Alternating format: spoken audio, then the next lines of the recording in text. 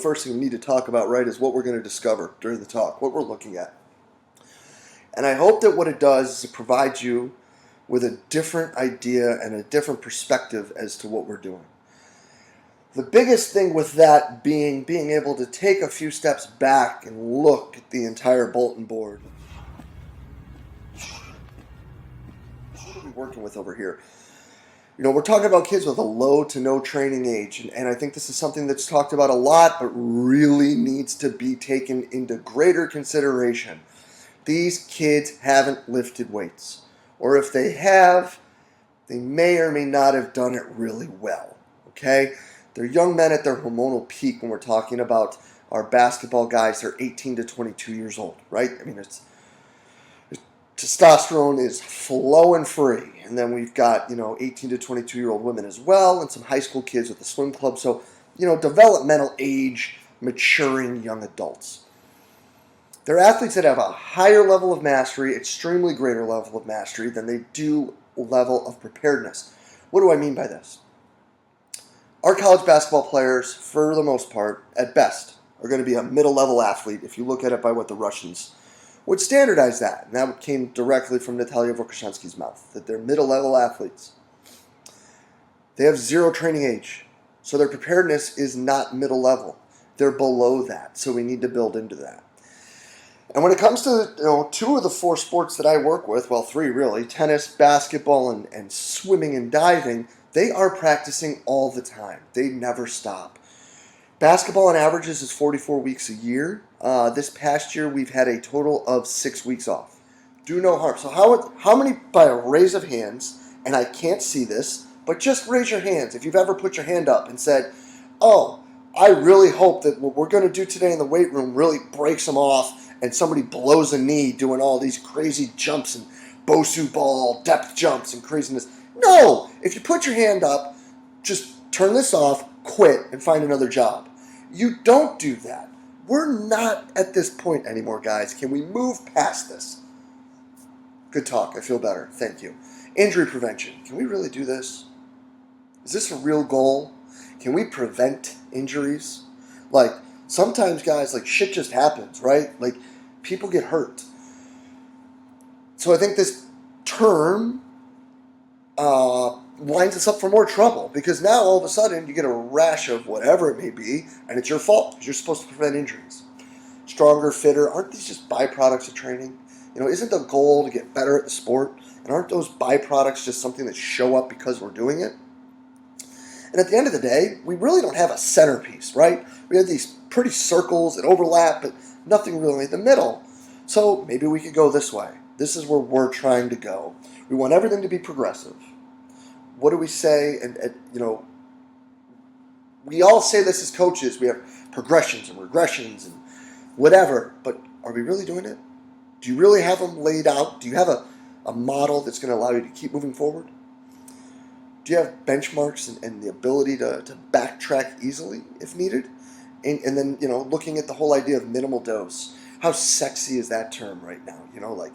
Giving them as much as they need, not as much as they can handle. Hank says, and the cold meds. And why are we ever in a rush to move kids through things in the weight room? We start out with crawls, and this is what we call the silverback. You're trying to walk with your foot down, moving your hand and foot at the same point. And you can see, guys, we've got two cats right here. Both are 6'7". One can get down okay, one can't. And then, obviously, the smaller guys do better. Frog walks, we want to get our heels all the way up to our hands. These are actually really challenging. It's kind of just like a walking groiner, I guess you could say. We want to sit even lower to open up and move forward. So you can see there's a lot of work we need to do. The next one's the classic inchworm. Challenging, the whole posterior chain when it comes to flexibility and mobility, but also the shoulders and the midsection when it comes to strength and stability. The further out we can get, the better. We want them really to reach and walk their toes as far forward and push their heels down as far as they can, but reach their hands as far forward as possible and try to make each rep a little bigger as they go. As you can see right there, he cut that last one pretty short. He works to get his hands out, but is not quite sinking his hips. The next is a stiff-legged bear, so we try to keep their knees as straight as possible, walk their hands towards their feet, extremely challenging to the calves and hamstrings and hips, while also the upper back to be mobile. Then we're looking then at a crab walk where we want their feet and hands to be almost the same width apart, and their hands to be pointing backwards, keeping their hips as high as possible, which you can see is a challenge. Really opening up the chest. And what happens, guys, is we want to look at it from building short coupling, extensive jumps, to long coupling, intensive jumps, to weighted jumps, okay, and then the combined method, and then the classic shock method. But really, what's most important for these first-year kids is building the short coupling, extensive jumping exercises, whether it be the running exercises or some that we're going to show here in a minute, and the extensive jumps. But what's important for you guys to walk away from is understanding the difference. So when we look at extensive exercises, you should be able to do these forever. Dr. Vukashansky would say you do these like you are playing like a child. So low box jumps where you're just bouncing, being light on your feet, moving forward. You saw hurdle bounces. If they can't jump over the hurdle height you have, bouncing forward square to square in the weight room is a good start. You can do squat jumps extensively, just relaxed, jumping up and down, nice and easy.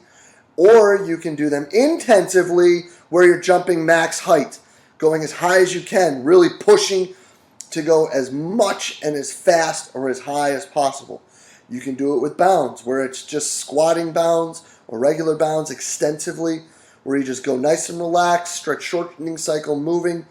Or you can do bounds where you're long jumps, where you're trying to jump as far as possible. Make it faster, and then reactive and distractive. And it's done well for us, guys. You know, we had a guy here that was doing the numbers for us and counting these from 2014 to 2015. You know, we had some significant improvements in keeping people in front of us, blowing by people, and our percent being blown by was a lot better. And what's crazy about those last two, right, is this is guys driving by us. We want people to do this. We want to run people off the three-point line because obviously 2-point shots are worth less than 3-point shots. So we're trying to make people run by us, but they don't run by us as often. So that's big time. To me, that's super big time. And on top of that, I think a lot of these things are really, really important in return to play. What do I mean by that? Well, you have people roll an ankle, or you have somebody get a non-contact injury, or they blow a hammy or whatever.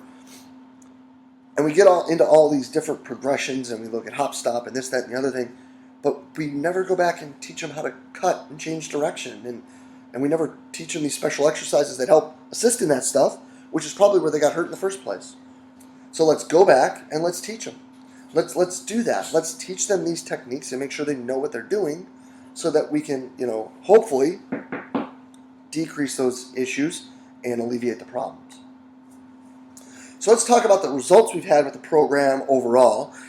In the vertical jump, we're looking at an increase of 3 to 4 inches in the first year, which is pretty significant. And when we're repeating it, we have another inch come by the second. The sprint numbers are pretty good, 5% and then 4% roughly. It was like 3.8, 3.9 or whatever the second year. And then through 2 cycles, we still see the strength increase. The squats are going up about 75 pounds and the bench 35 pounds. We ended out having all but one player PR and everything. We went 19 for 20 at the end of the second season. Thanks for watching this highlight clip.